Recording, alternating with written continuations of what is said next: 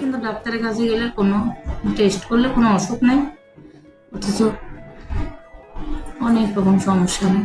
এই বিভিন্ন রকম তার অ্যাকচুয়ালি বলতে গেলে তার বডি পায়ের তালু থেকে মাথার তালু পর্যন্ত স্যার বিভিন্ন রকম সমস্যার মধ্যে সে জর্জরিত। আমার চলে যাচ্ছে, আপনার ব্যথাও আছে। আর সারা যায় বিছানা থেকে নেমে আর হাঁটতে পারি না স্যার। আমার মাথার এই যে দুই সাইডে প্রচন্ড ব্যথা হয়, এই মাথার ডান সাইড থেকে শুরু করে এই পা পর্যন্ত, মানে এত পরিমাণে ব্যথা করে। আর ভিতরে আমার 18তম দিন থেকে এরকম হয় প্রতিনিয়ত, প্রতি মাসে স্যার প্রত্যেক মাসে আমার এই প্রবলেমটা সবচেয়ে মারাত্মক হয়েছে। এই জন্য যা কিছু টেস্ট করার পরও কোনো রিপোর্ট আসে না স্যার। এই যে সমস্ত মানে পায়ের পাতা থেকে মাথার তালু পর্যন্ত সবসময় মানে কিন্তু এই জ্বলে যায়, প্রচন্ড জ্বলে। কিছু করার পরে যখন কোনো মনে করেন রোগ মানে নির্ণয় হচ্ছে না, তাহলে এখন স্যার মনে হয় যে এটা মনে হয় মনের ভিতর থেকে মনে হয় আমি মনে হয় নিজে নিজে এটা করি কিনা। এটা করতে যায় স্যার, এই ভাবনাটা করতে যায় স্যার নিজের কাছে, সে চিন্তায় চিন্তায় চিন্তায় চিন্তায় আর আরো দূর মানে নিজের কাছে এখন নিজের এমন মনে হচ্ছে স্যার।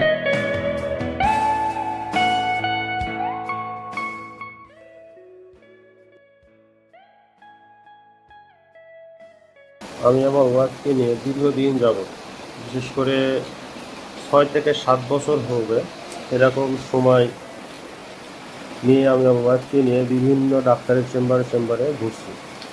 তার বিভিন্ন রকম সমস্যা, বিশেষ করে আজ থেকে 6 বছর আগে যখন শুনতে পারলাম যে তার স্পাইনাল কর্ড ইনজুরি, তার সন্তান প্রসবের পরের থেকে তার আবার এই সিমটমগুলো শুরু হয়, জ্বালাপোড়া, হাত জ্বালাপোড়া, পা জ্বালাপোড়া।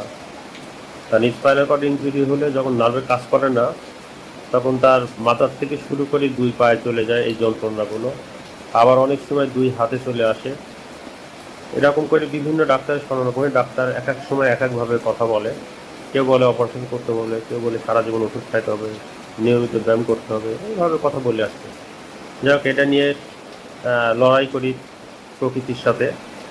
এক পর্যায়ে আমি যখন জানতে পারি যে তার এই সমস্যাটা কন্টিনিউ হচ্ছে, আগে দেখা যাচ্ছে মাসের মধ্যে 2 বা 3 বার এই সমস্যাগুলো আসতো, তারপরে যখন দেখতে পেলাম যে কন্টিনিউ তাকে প্রতিদিন এই যন্ত্রণার জন্যে তাকে কাঁদতে হচ্ছে, তাকে নিয়মিত ব্যায়াম করাই দিতে হচ্ছে, তাকে নিয়মিত থেরাপি দেওয়া লাগছে, দিদিতে কোনো কুলকিনারা যখন আর কাজই হচ্ছে না যে আসলেই তার প্রকৃত ট্রিটমেন্ট পাচ্ছে কি পাচ্ছে না। আমরা জানা মতে ডাক্তার যেভাবে বলছে আমি সেইভাবে তাকে ট্রিটমেন্ট দিয়ে যাচ্ছি, কিন্তু ওই যখনই থেরাপি দেওয়া হয় তখন একটু ভালো থাকে, আবার যখন বাসায় ফিরে আসে তখন আবার যা সেই পূর্বের অবস্থানে ফিরে আসে সে। এভাবে করতে করতে প্রায় 6টা বছর অতিক্রম হয়ে যায়। এখন তার প্রবলেমগুলো আরও বেশি দাঁড়ায় গেছে। তার শারীরিকভাবে সমস্যাগুলো তার মিনিস্ট্রুয়াল শুরু হওয়ার আগে অনেক সিমটম দেখা দেয়, আবার জ্বালাপোড়া, শরীরে জ্বালাপোড়া কন্টিনিউ প্রসেসে থাকে, সে প্রতিনিয়ত ধীরে ধীরে উইকলি হয়ে যাচ্ছে, শরীর দুর্বল হয়ে যাচ্ছে, মাথা ব্যথা, হাত পা ঝিনঝিনি, চাবানো কামড়ানো, এভাবে প্রতিনিয়ত আমাকে কর্মস্থল থেকে আসে তাকে প্রতিনিয়ত সেবা করতে হয়। এমন কোনো দিন নাই যে মাসের মধ্যে 30টা দিনের মধ্যে মিনিমাম 25টা দিনই তাকে এভাবে সেবা দিতে হয়। দুই থেকে 3-4 দিন সে ভালো থাকে। এভাবে চলতে চলতে এক পর্যায়ে অনেক পরীক্ষা নিরীক্ষা করে যখন দেখা যাচ্ছে যে তার পরীক্ষা নিরীক্ষা করতে গেলে দেখা যায় যে ডাক্তার বলে যে এটা করে আসেন, এটা করে আসেন, এটা করলে এই সমস্যার সমাধান হয়ে যাবে, করি, কিন্তু রিপোর্টে দেখা যায় যে আপনার তখন কোনো ফলাফল থাকে না। ইউরিনারি কোনো সমস্যা, ইউরিনারি টেস্ট করার পরে ডাক্তার বলে যে আপনার তো কোনো সমস্যাই নাই, এদের রিপোর্ট তো খুব ভালো। সে খাইতে অনীহা করে, বমি করে, অনেক সিমটম তার ভিতরে, মানে অ্যাকচুয়ালি সে বিভিন্ন রোগে জর্জরিত। আবার ওই স্পাইনাল কর্ড ইনজুরির জন্য হাত পায়ের নিচের সাইড এক্স রে করে দেখি না, রিপোর্ট স্বাভাবিক আছে, তাহলে এই ব্যথা, যন্ত্রণা, জ্বালাপোড়া, তারপরে ওই যে বমি চলে আসা, খাইতে পারে না, কন্টিনিউ সে উইক হয়ে যাচ্ছে, দুর্বলতা নিয়ে আসতেছে।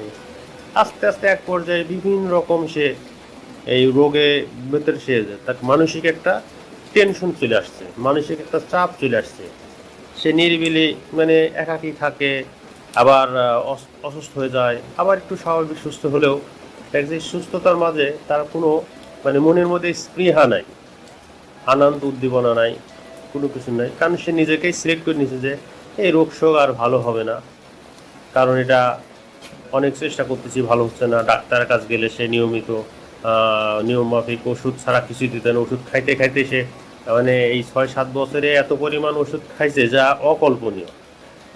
আবার নতুন কোনো ডাক্তারের কাছে যাবো, দেখছি ডাক্তারও ওই পূর্বের ওষুধই দিই, কারণ আমরা যদি বলি ডাক্তার বলি স্যার এই ওষুধ সে কন্টিনিউ করছে বছরের পর বছর সে খেয়ে আসছে, কিন্তু কোনো ফলাফল আসছে না।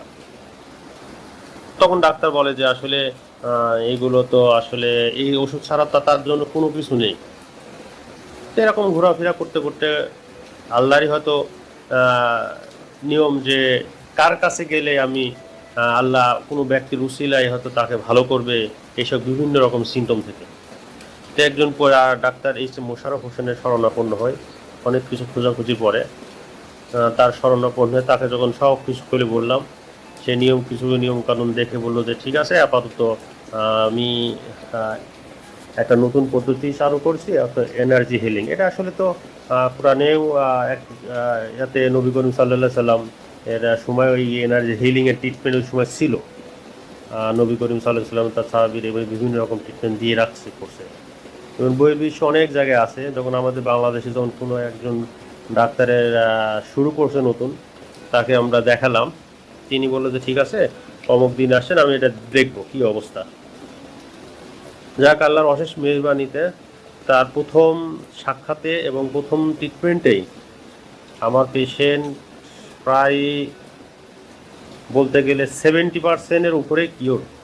এখন তার এই জ্বালাপোড়াটাও আর আসতেছে না। তার যে প্রস্রাবের যে একটা মিনিস্ট্রেল হওয়ার আগে যে একটা অনেক পেইন, অনেক মানে অস্বস্তিকর বিষয় ছিল, এগুলো আর আসতেছে না। যে মাজার থেকে পায়ের যে কন্টিনিউ যে স্পাইনাল কর্ড ইনজুরি হইলে যে সব প্রবলেমগুলো দেখা দিত, নার্ভে যে যন্ত্রণা স্লিপ করা বা চিনচিন করা, এই যন্ত্রণাগুলো তার ভিতরে আর নাই। আবার এই ট্রিটমেন্ট শুরু করার আগে মাস 2 আগে, গত রমজান মাসের শেষের দিন, ঈদের আগের দিন, তার হেডেক পেন শুরু হয় এত পরিমাণ যে তাকে পুনরায় ডাক্তারের শরণাপন্ন করি। ডাক্তার বলে যে একটা এমআরআই বা সিটি স্ক্যান করেন।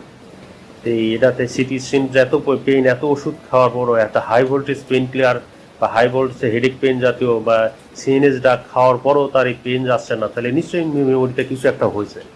ডাক্তার এই চিন্তা ভাবনা করে একটা সিটি স্ক্যান দেয়।